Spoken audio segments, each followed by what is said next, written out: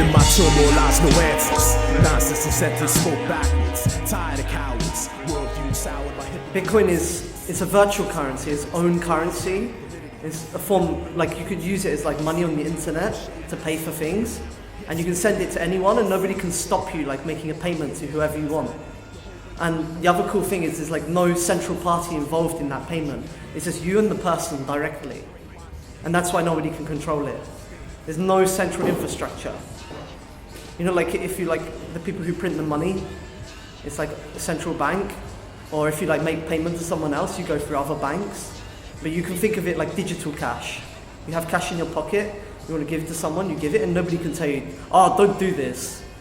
So it's actually currency, and it's not like some theoretical concept like, oh, I wonder if like this and no, it's actually real, and it's like here now, and it's working. Like people are using it all over the world for loads of stuff, and it's like a big economy of like $150 million, like the biggest virtual currency in existence. It's like impossible to tell because it's like anonymous, so nobody really knows. But I can show you what it looks like actually when you're using it.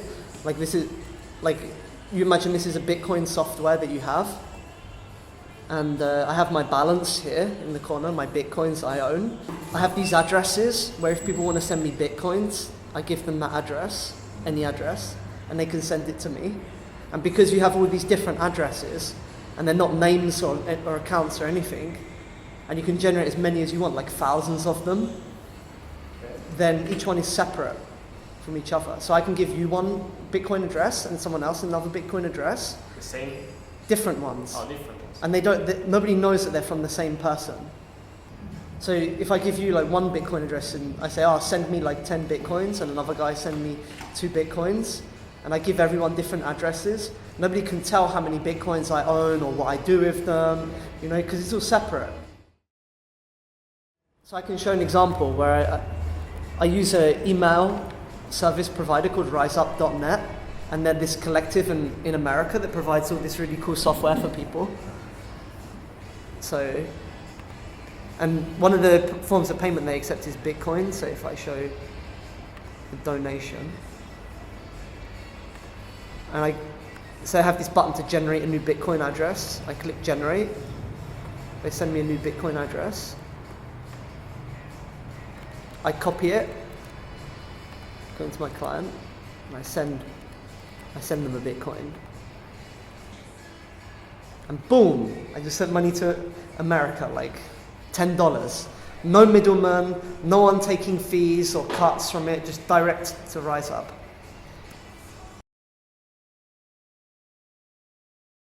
So I'm systems programmer, and I was like working in free and open source software for like 10 years.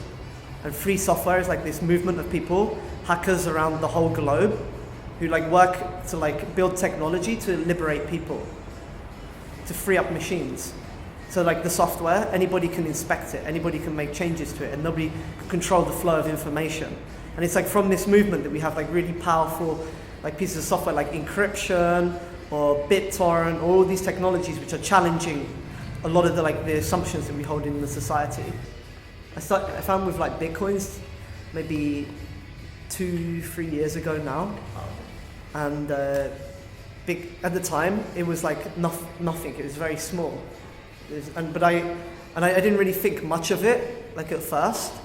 But later on, I went to check again. I went to actually have a proper look, and I was like downloading the entire source code.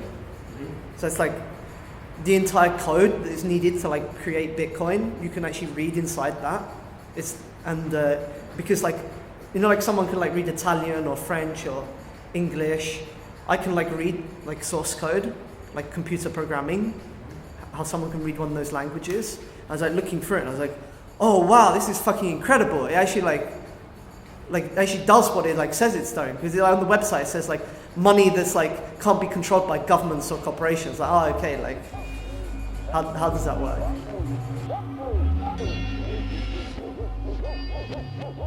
Yeah, why do we need it? I think it's like really important project to have because remember before I was saying like nobody can control what you do with Bitcoins.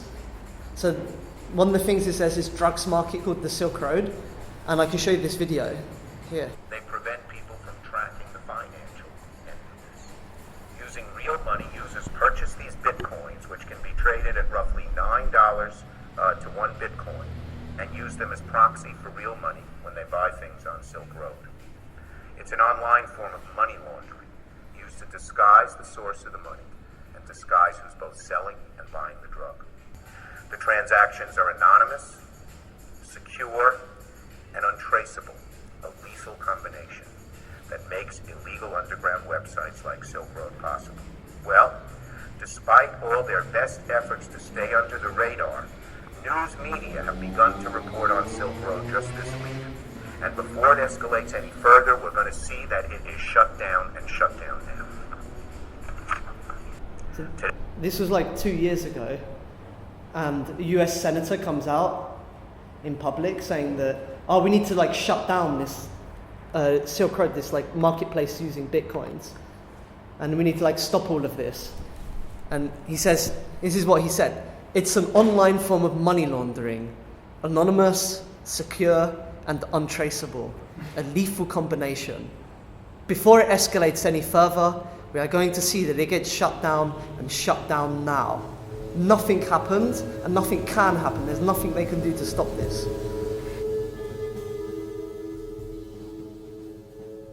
This like website, Silk Road, and it's not on the normal like plain text World Wide Web, but it's on Tor network. And Tor is this piece of anonymity software for browsing these like special websites where nobody can trace you, and it's like anonymous. So you see I have like all of these different drugs you can buy. So for instance, like I want psychedelics. I can like click here. Yeah, you buy it from there and you pay in bitcoins, and then it's like shipped in vacuum sealed packs to your home. And there's like, it's a marketplace. So there's other dealers on there, all with like competing prices like eBay. No, it's far better than normal because it like comes directly from the source. So if like there's some scientist manufacturing LSD in his bedroom, you buy it straight from him. There's no like criminals or gangsters. Like people don't have to like go to gangsters' homes where the gangster says, oh, I haven't got any of I don't know, LSD, but you can have some heroin instead, and they'd be like, oh fuck it, I'll take some heroin. Like no, it's like everything's on there. So there's no marijuana, I guess. Yeah, there's loads of marijuana. Yeah? 1,600 different listings. So it's easier to find it there than in the streets? Yeah. And it's like marketplace of like doing $20 million turnover per year. So like one of the cool things is WordPress is like a blogging software that people can use to write opinions and stuff. And one of the problems is a lot of the countries which have bad political situation where the people need to write about these things, the payment options are closed to them. Yeah. And so it's very difficult for them. And WordPress started to accept Bitcoin to allow these people to buy this blogging software so that they can like write about these things. Like here's a quote from WordPress, I'll read you what they say. PayPal alone blocks access from over 60 countries, and many credit card companies have similar restrictions. Some are blocked for political reasons, some because of higher fraud rates, and some for other financial reasons. Whatever the reason, we don't think an individual blogger from Haiti, Ethiopia, or Kenya should have diminished access to the blogosphere because of payment issues they can't control. Our goal is to enable people, not block them. Bitcoin is a digital currency that enables instant payments over the internet. Unlike credit cards and PayPal, Bitcoin has no central authority and no way to lock entire countries out of the network. Merchants who accept Bitcoin payments can do business with anyone. Another really cool thing is WikiLeaks. Now, WikiLeaks, around 2 years ago, they had the US Department of Justice put pressure on their Amazon, their Visa, their MasterCard, their PayPal, their Swiss bank, and their domain registrar, and had them all shut down within a single day. And the only form of payment that WikiLeaks was able to accept was Bitcoins. It was their lifeline, basically. And also now, if you go on the WikiLeaks website, you will see that there is a section called banking blockade, because they're actually having like a blockade now where the banks are trying to prevent them from giving this information out to people. It's like these institutions like banks or whatever should not be political platforms. They should be neutral, you know, because they run our infrastructure for the planet. So like if you go on WikiLeaks website, it says like, what is Bitcoin and why is it necessary? So they're really like fans of Bitcoin.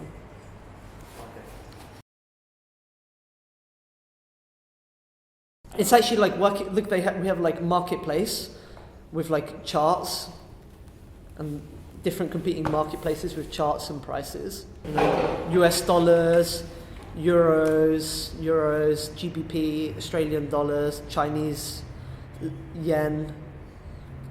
You know, here's like more exchanges and stuff. And I can like look at the graphs of each one of these, the price of Bitcoin, how it changes. It's like a marketplace. It's completely open. It's run by like people all around the world. Nobody's controlling it or setting a price for it.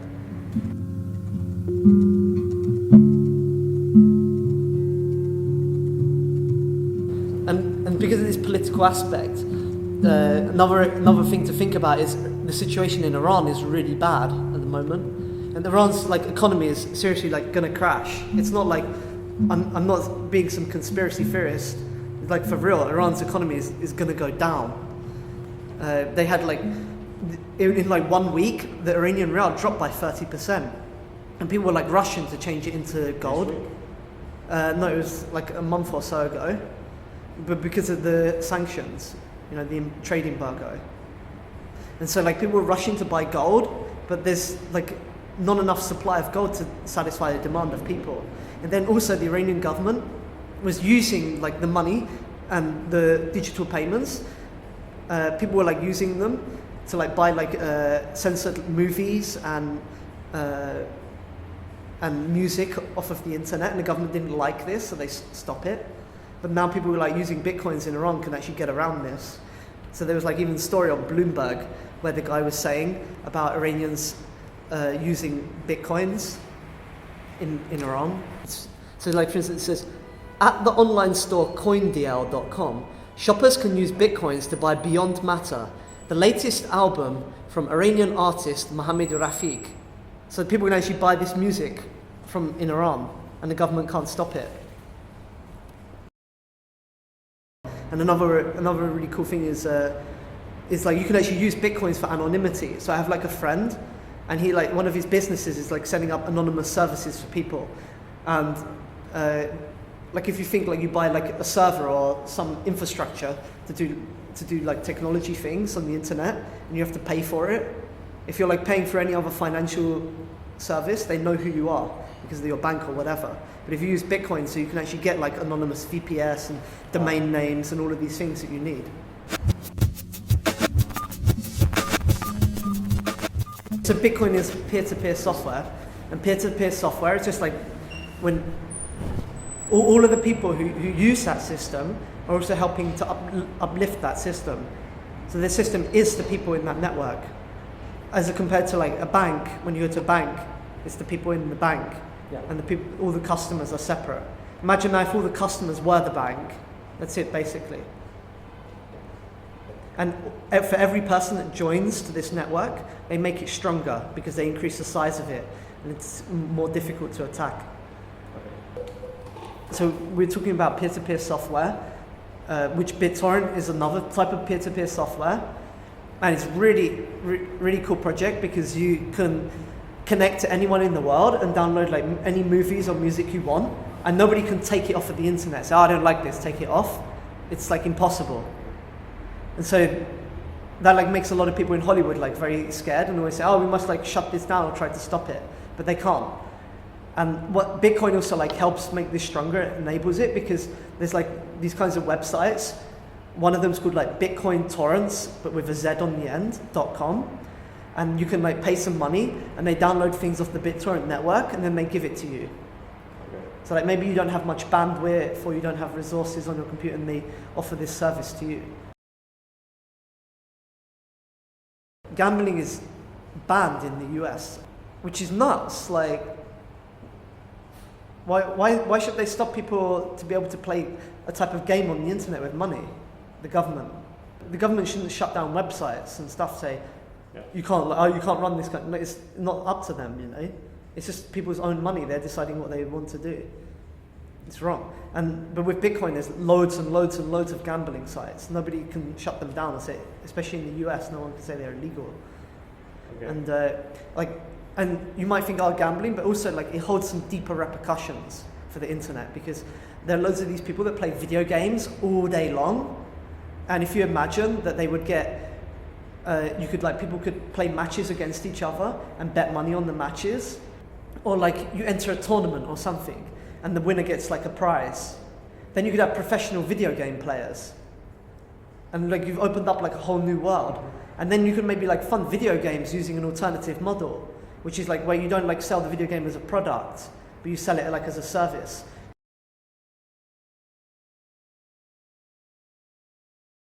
Bitcoin is international, and because it's international, you can use it for remittance. And remittance is when you have, let's say, an Indian family, and the husband goes to like work in England, and then he like earns some money, he sends it back to his family home. And normally he has to go for like Western Union or some company and pay like huge fees. But with Bitcoin, he doesn't have to pay any fees whatsoever. You know? Like you show this book. Like I can just send to America, like boom, like that. No one can.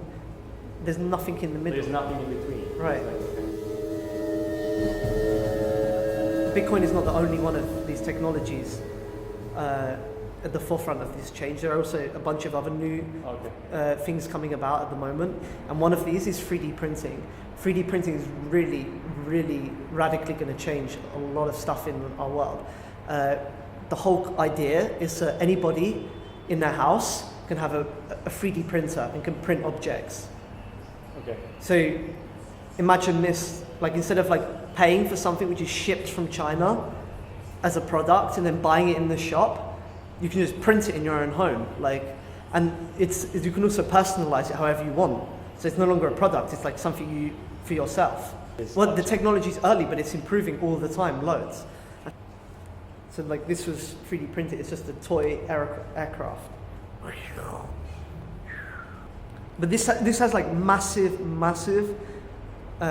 ramifications for society. I really love 3D printers because so when Gutenberg invented the printing press, within 100 years, the whole of like Europe were like having revolutions and wars everywhere, because now people could like read what was written in their Bibles, and then people was like reading, going, the church is actually like none of this stuff that the church is telling me to do is like written in the Bible, and it's like they're like corrupt, and then it was like that was like a time of like great change, and the internet is also something that's enabled this, and 3D printing like holds like massive promise, and if anyone can print anything at any time. So there's this type of like game in the UK called Warhammer. Maybe you've seen it before. You buy like these little models, and each one of them costs like maybe 80 euros or 30 euros each. 2 years ago, someone uploaded onto the internet the plans for one of these models, so anybody could print it for free. And like you realize, like if anybody can print this for free, it totally destroys this company's business model, right? Yeah. And so the company sent like a DMCA copyright request and had it taken off the internet. Okay. The plan for the model. Yeah. And so then the Pirate Bay added a new category to their website called Visibles, which is like plans for 3D objects. And the third object that was uploaded to the BitTorrent network was this 3D plans. Okay. So you see how they're all connected, you know? So like the 3D printed plans uploaded to BitTorrent network where it can't be taken off. There's another guy now in Texas called Cody Wilson. He's a very cool guy. Like when he speaks, he sounds very philosophical and like very educated and smart guy. And he's trying to prove a point. And his project is to 3D print a gun. That anybody can like print a gun for themselves. So you imagine these 3D printers, which are like really low cost in everybody's home. Yeah. And you can actually print more of the printers using the printers themselves. And then you can print a gun with it. And then like Wired did an article on him 2 days ago. And it was called the 15 most dangerous people in the world. And he was number 14. In America, there's a law which says that it's illegal to possess a gun if it can't be detected by a metal detector. And so you can print a plastic gun. And then there was like a US representative coming out just like a few days ago saying, oh, we need to like do something to stop this. We need to like put legislation on the 3D printers to stop people making these things. But you see how dangerous this is? Because you look at the Warhammer models. Like now they can make this legislation, oh, let's like try and stop people printing the Warhammer models and destroying that company's business model, which is just like programming kids to buy useless pieces of plastic that teach them to hoard for like, and it's like they're worthless. They don't do anything. So you can actually get like a physical Bitcoin.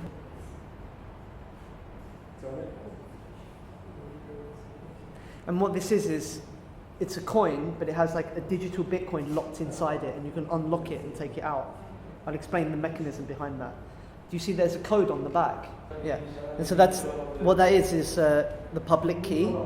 And I can actually use that public key to look up in the Bitcoin network that this is actually worth 1 Bitcoin.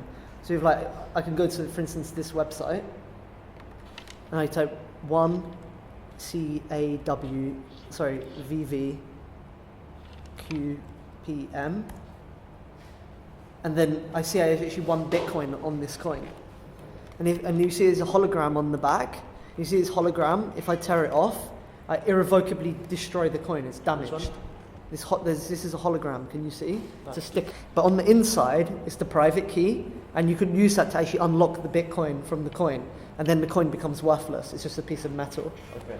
And so, but like the really cool thing is, so you see this website, but also myself, for example, so this is like piece of Bitcoin. So I've made my own implementation of Bitcoin, like from the ground up, that does everything in the protocol, like validating the blocks and making transactions and handling the messaging. I can actually see the value of this coin using software that I all wrote myself, you see?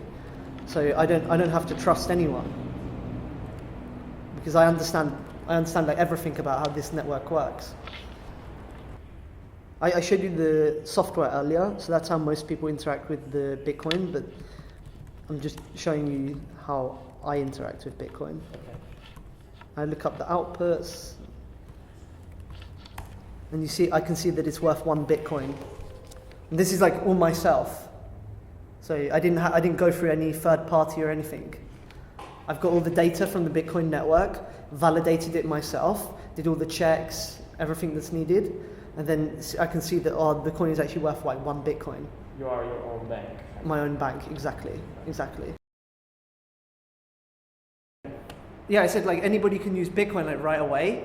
You can go and get the software, just install it, and that's it. You start using it right away. You don't have to like sign up for an account or so. You just load it on your computer, and the Bitcoins are stored on your computer. They're not stored like anywhere else. You don't have actually, you have the keys to unlock the Bitcoins, which are stored in the network. But that's a more technical way of describing it. Okay. But you are in control of the Bitcoins, and so like and then you go further. Even like what I was saying before, like in my example is, like I just wrote. It like took me nearly a year to write the implementation. But that's what I did. I just wrote my implementation. I'm not like, it's like all by myself from scratch. My own bank, storing my own Bitcoins on my computer, sending Bitcoins across the internet to other people and it's my own infrastructure, software that I created. I organised the last 2 Bitcoin conferences. The first one was in Prague, and it was just a small affair, whatever. The next one was in London, about 350, 400 people, and it was really nice. Had a really good selection of talks. So like Vice magazine did an article about the conference, and they called it, "Is Bitcoin the future of money or just the future of buying internet drugs?" And then they